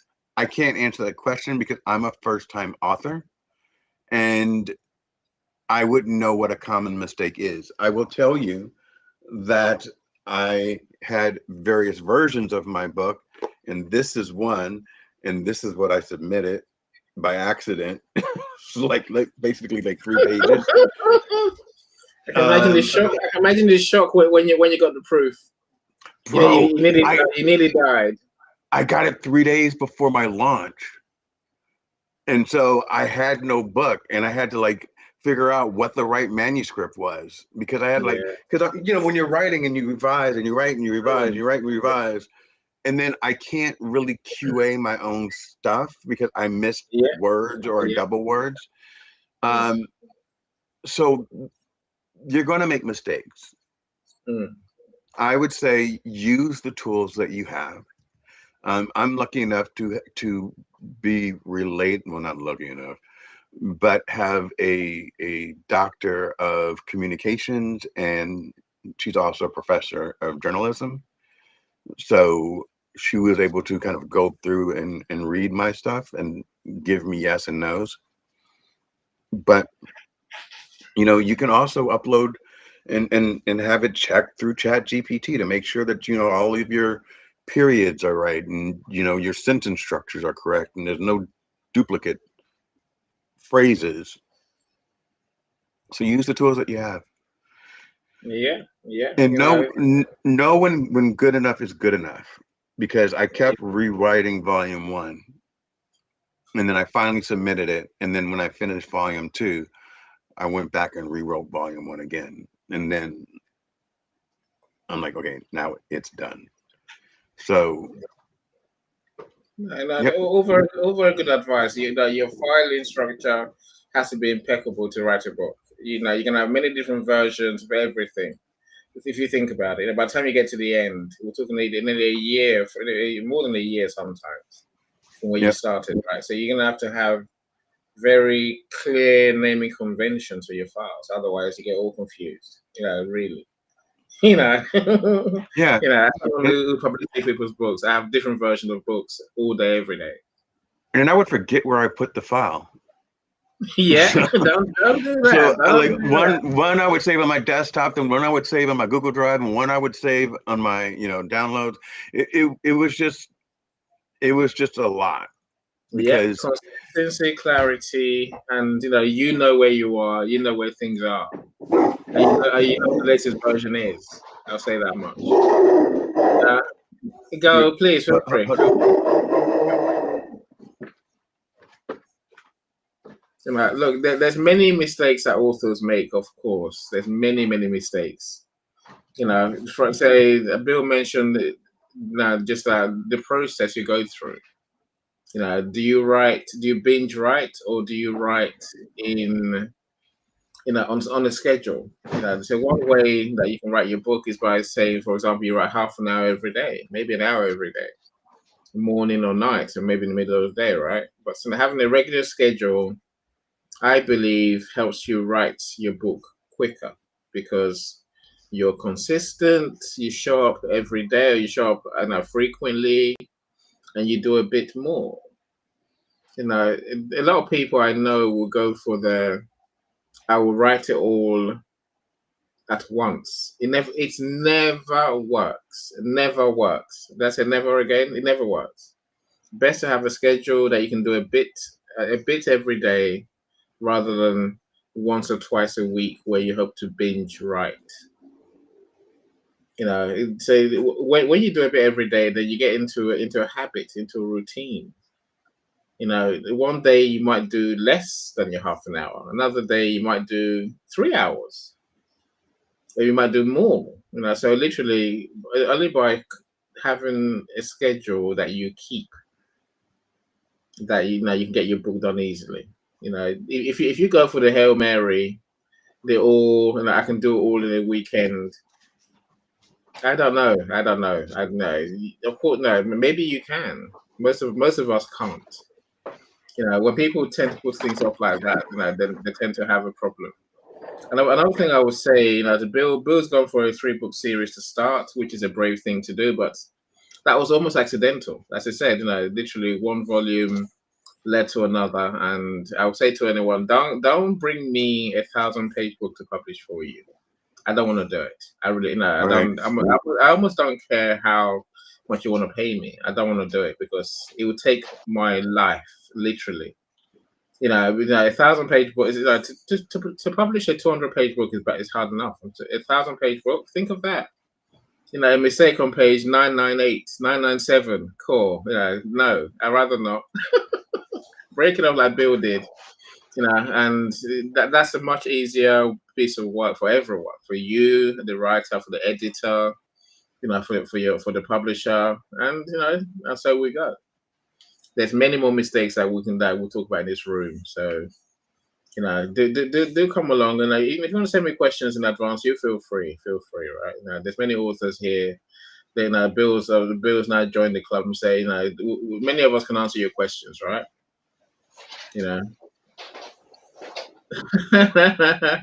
Michael is making you an offer, but we do have to go very soon, Bill. So let's live with this one. I don't know what he's playing at myself. Where are we? We're on show. We're on show. I don't know what he's asking. I will show you in a second. Bill is coming. I can see it, but I don't know what he means by that. So the ebook is originally $9.99, I believe, or $9, and then, but it's free right now. It should be free, or does that answer your question? I think it's free when I got it, so yeah, it might be free as well. It might be over. I don't know. When did you get it? Last night? This morning. Yeah, it should still be free. Yeah, I can only. I looked. It's free. It is there. It is there. So after today, it should go back up to $9. Good. Go and get it now, my friends. If you want it, go and get it now, and then buy the print book. That's what I was saying. And I would love for Annie to give me his honest reaction privately. after you're done with more than 2 chapters. Yeah, no, I need to read the whole book and read it again, Bill. Maybe a couple more times, because I read on screen. I know that there's things I'm missing, and the second time around, I'm always like, "Wow!" I'm sorry I saw that. I just didn't ring a bell. So we'll have a conversation. I did try to avoid politics at best of times, I must say. But I don't think we mentioned. I didn't really go into politics in the book. I tell you this. I never mention our president in the book. So what category would you put the book then? What category would you put it into? American history, social history, American. I think it's American history, social history, and racial history, or something like that. And then, because I put the 3 books into one extra category for each book. I think one of them is, they're all history, right? But one of them is immigration and racial identity. And then there's one that is LGBTQ. So they're all history and social, not social politics, but social history. Yeah, sociology is what I call that. But I because there's so many. They only allow you to choose 3 categories. So for each book, because it does really cover multiple areas of the history, I included, like at the last one, like LGBTQ and Asian, where the second book might cover American, African American, and immigration, let's say. I don't remember the exact order that I did it. Yes, but they cover everybody. Everybody is in the book. Yeah, it's not $9 for the other books, Michael. I know Bill's thinking of bundling his books on his website, so you have to keep in touch with him, to see whether. Oh yeah. And I'm not sure if that's. I mean, I have to figure it out, because there's a cost to print it. There's a cost, but it doesn't cost you anything. For me to print it? No, you get it from Amazon at author price. Right. But for me to, for me to, I'm going to go through Ingram Spark. Okay. Why? So Because that, you want. I see if I can get a better price. Because Amazon takes a percentage of your sale. So does Ingram. So So, no, Ingram's a because different ball game. You know. so I wanna put it on Walmart and on Target, and because I've been on Walmart and Target and all those places before, so I know how to do it. Um, and then sell it on my own website. Yeah. Well, So as I'm long just as trying to figure out the best way to do it. as long as you got your own ISBN, then the book is yours. That say, if you use Amazon's ISBN, then more fool you, because then you are beholden to them forever, really. So get your own Well, private ISBN. I can use Amazon ISBN and then get a separate ISBN from Ingram Spark for the same book. You can, but that gives them ownership over your book. Ingram Spark? Yeah, they're the same thing, different sheep. Same sheep, different feather. Yeah. Because I know Ingram Spark's doing all the printing. It's just Mm, one's under the Amazon umbrella, and then one I'm yeah, going directly to Ingram Spark. exactly. So Yeah, yeah. I haven't gotten that far yet. Because So it's best to have one ISBN that you can have the same book wherever. I say one ISBN, that's yours. That's the publisher and then provides your ISBN. Then you're free to put your book wherever you like. You can put your book on Amazon, on same book on Ingram Spark. Whereas if you use Amazon's ISBN, they will hold you by your balls, literally. Literally, okay. they'll say, right. So on all three books I use the Amazon ISBN. Mm. So the only way that I can sell it other places is to go with Ingram Spark with the separate ISBN. But then that won't let you sell your books on Ingram with ISBN. I'll figure it out. Look, the ISBN is a catalog number. It makes your book real in the catalog in the book world, right? It's a Right. number. If you got a book that's now suddenly got 3 different ISBNs, you're gonna create your own confusion. Okay. So that's the point. Look, let's leave it at this, Bill.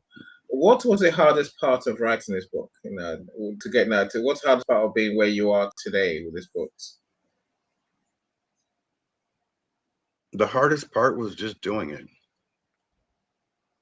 instead of sitting there looking at it.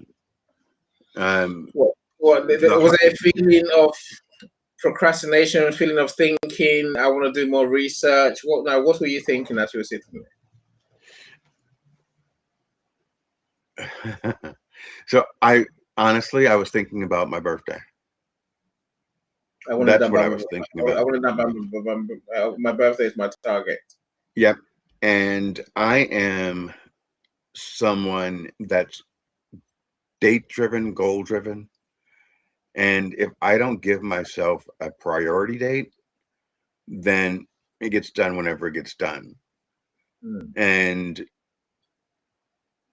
because I started off this year in such a weird space, and June marks 6 months of the year, I wanted to clear out that negative and start off with a really good, clear, fresh start.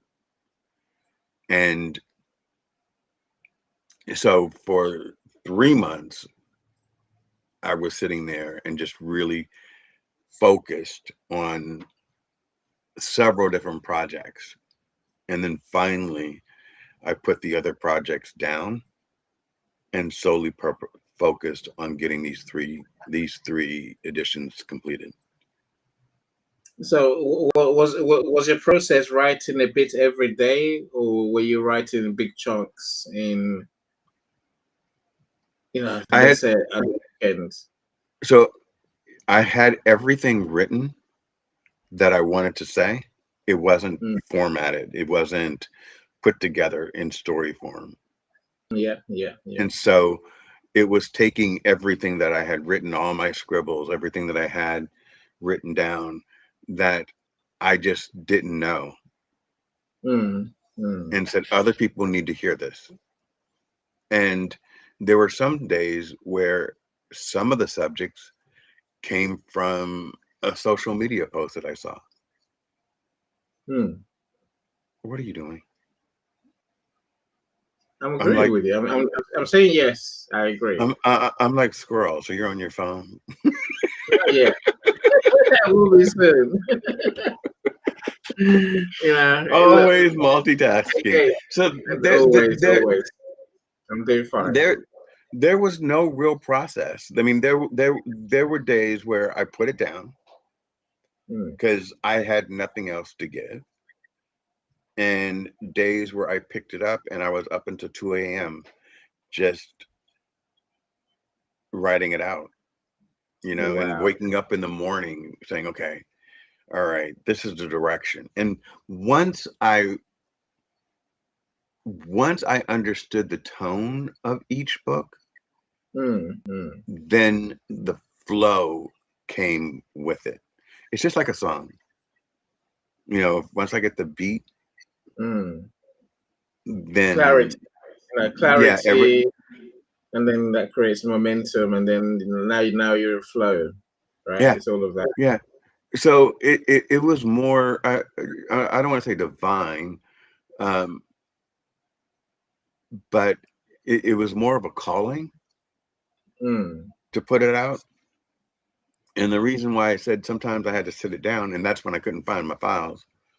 Um, I had to put it down because I was forcing it, and I had this need to make it better. And then at one point, I recognized not to focus on the word count, but focus mm. on the power of each passage. Yeah, yeah, yeah. No, the pen will stop once you finish telling the stories. Yeah, There's no point working focusing on word count at all. And I know many people who do.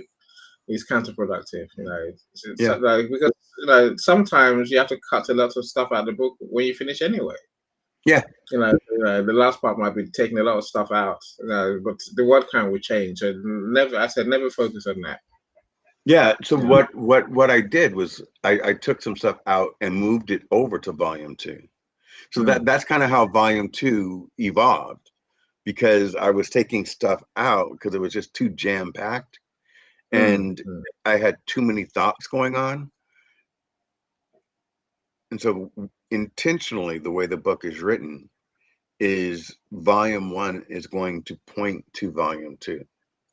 Mm. And then when you open up volume two, it's going to be like, okay, it's a whole new story, but I understand it based on the story that I just read, because it's a Yeah, whole yeah. different era. And Mhm. it goes into more detail about what's in volume one. And volume two has prominent people in it, like Janet Jackson, you know, and Michelle Obama, and it has more things that you can look at and then ask yourself why, Yeah, because you've yeah. you've seen it in real time. Mm. Well, it's part of our reality, right? Yeah, I'm absolutely. looking. So don't judge a book by its cover. Well, this one looks good, by the way. This one does look good, and also, are the covers similar for all three, or have you changed the cover drastically? On all three, have I changed the cover drastically? Yeah. uh a little bit, a little bit. So I believe the fonts are pretty much the same on all the books. The covers are different in each book. So volume two is more of a blackish gray. Volume one is a brown. Yeah. And in volume two, it has more mechanics underneath it, because it's talking about now the machine's working, right? So it's Mm. no longer being built, it's now a full-fledged machine. So you're seeing in the cover mechanics, and then on volume 3, it resonates more like the colors of volume 1, but you see a big cavern and a vibrant light at the end of the tunnel, and people, and you can't really see what their nationality is, but you got people walking together in line, and that's called that's the healing book. Excellent. Christiana, can you talk? I know you're muted, so I don't know whether you're really here. I'm sure you're here, but I can't seem to get a response. Christiana, no. Oh, she speaks. She speaks. Hello. You found your way. It's been too many attempts to try and talk to you guys. My You device sound a bit You sound a bit distant. I'm a sound distant. See what I mean? My device is just saying no to me today. Can you hear me now? Yeah, we just about hear you. Just about hear me. Yeah, no, we can hear you okay. No, so how are you doing? I am wonderful, thank you. So, we are about to escape. Have you got your copy of the book? I'm getting mine. I'm getting mine today. That's why I put in the link in the message. Can you please put the link somewhere in this comments? I cannot see it. Hello? Can you hear me? The link is there somewhere. Okay, I'll find it later. Yeah, otherwise DM me and I send it to your DM anyway. Is your phone hot, Christiana? Sorry? Is your phone hot? Is my phone hot? Yeah. At the moment. The other one was, so I'm using a different one. Right, Mr. Bill. How do we end this conversation? I say thank you for spending your time with us. Thank you for sharing your passion, and congratulations on your book. I say that wholeheartedly. Yes. I do hope our friends will go out and download it. I'm sure a few certainly will. Hopefully everyone. I appreciate that. I appreciate that. This is my first time, so everyone give me grace. If the objective is to bring us together, not tear us apart. So I want everyone to know that. I'm going to tell this to Christiana. Every time I'm on Restream on my phone gets really hot, and my sound gets garbled if I waited too long. So that's why I was asking you, is your phone hot? That does happen sometimes. So yes. Okay. Yeah. Look at her. I'm the queen. Innie and I have decided that we are starting a business together. Innie and I. Yes. I forgot that bit. It is a catering business. Christiana. We're gonna have authentic Nigerian food shipped around the world, and your son will pack it up. You do your show every 2 weeks, right? So on your off week, that's when you're going to cook and prep for us. And for doing it, we'll give you 10% of the business. I tell you, aren't we kind? Isn't that kind of us? Isn't that kind of you? Of course. How about I give you 10% and you give me 90%? That's fair. That's we can all discuss that. So I've just shared the link again to go and get your free copy of the ebook today. But do buy a copy of the print books.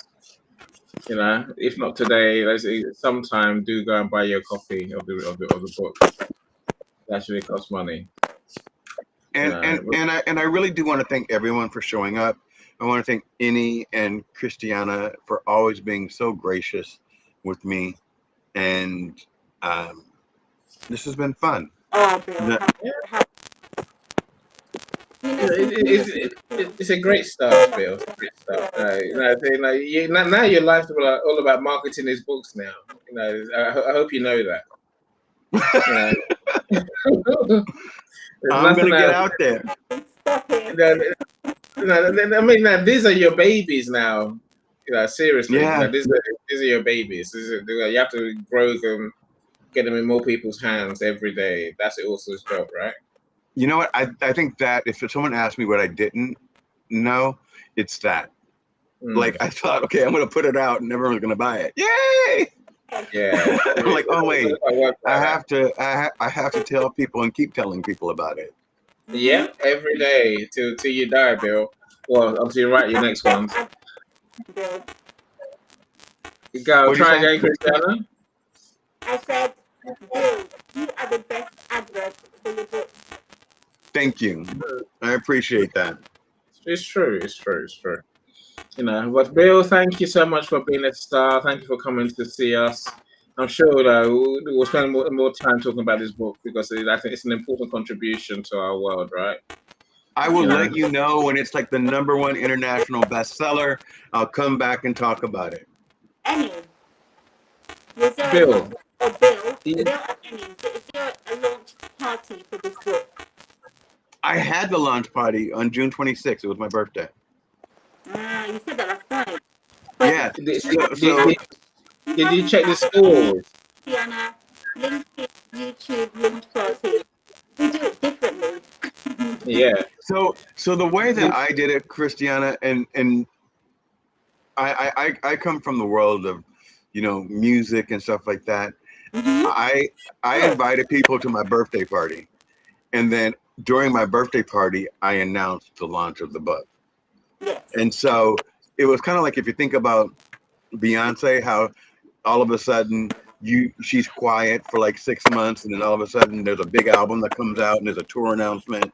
It was kind of like that's how I did it.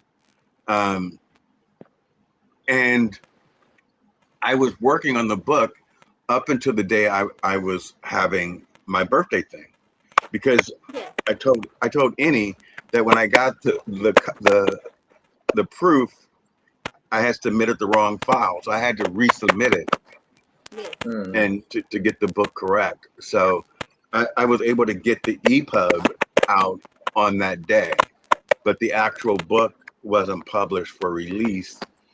The hard copy and the paperback weren't able to be released until the 28th, which was 2 days later.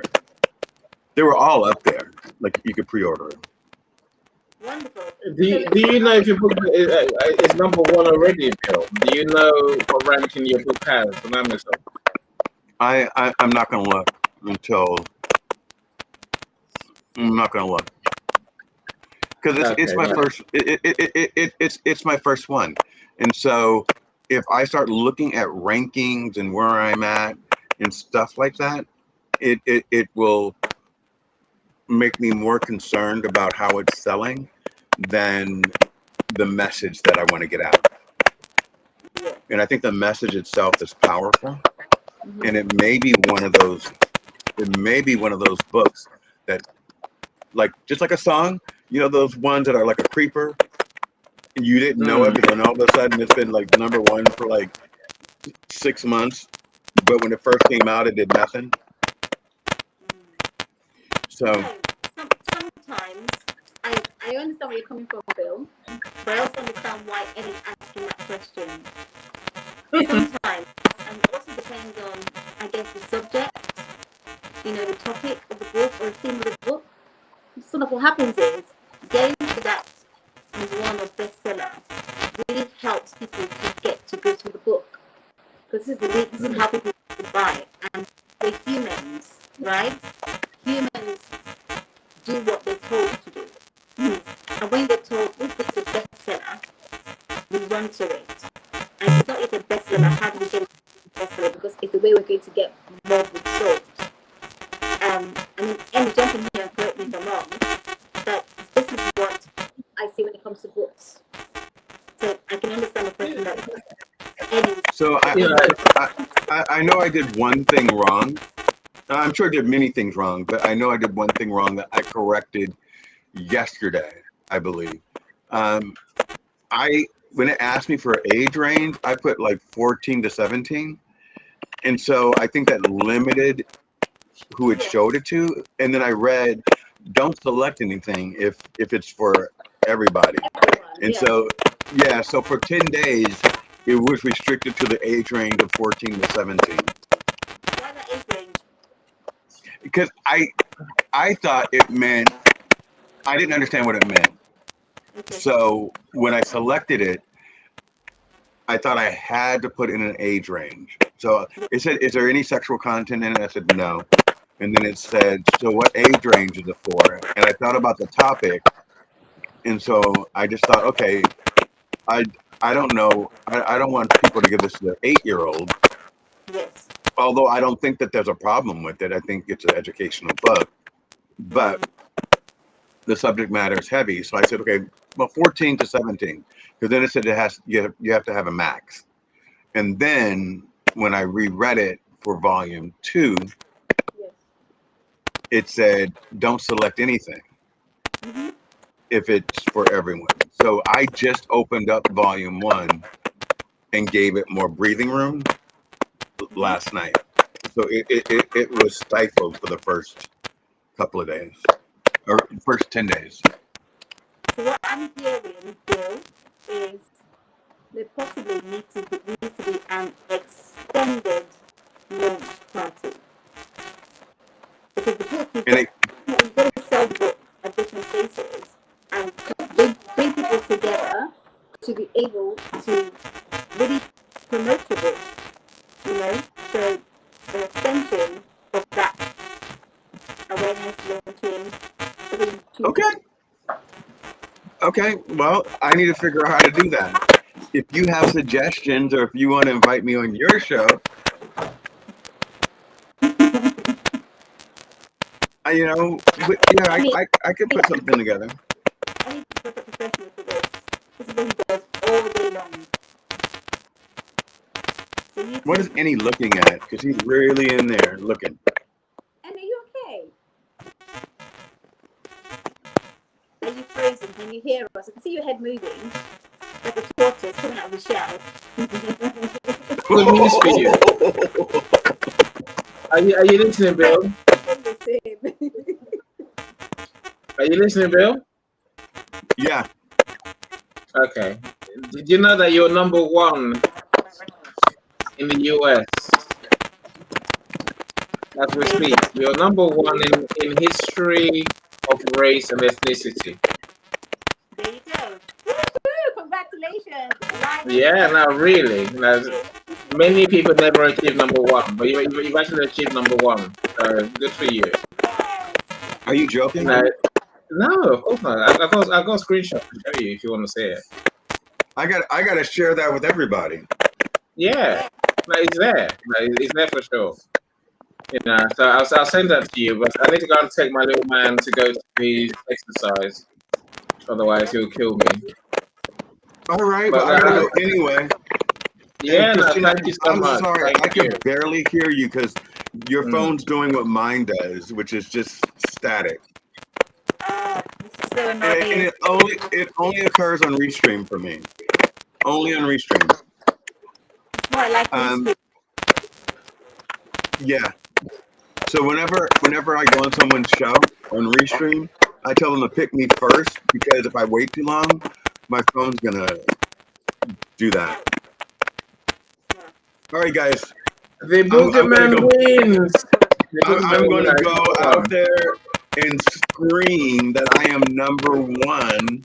You really are. You really are. I'll send you. I got screenshots now to prove it. Okay. I'll send this to you later on. Now, well done, you. We applaud you. I applaud me too. What the hell? I didn't even know.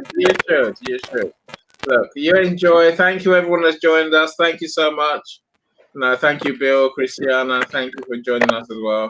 Go and get your copy before it's too late, Christiana. While I'm still number 1, let's keep that going. Woohoo! Bye, guys. Yeah. Bye, everyone. I'm so excited. So you should be. Really, you've done well. You've done amazing. Most people never achieve number 1. You have. So be happy. I don't know how to show if my stuff doesn't work. What can I do? I look at both of you until the end of time, right?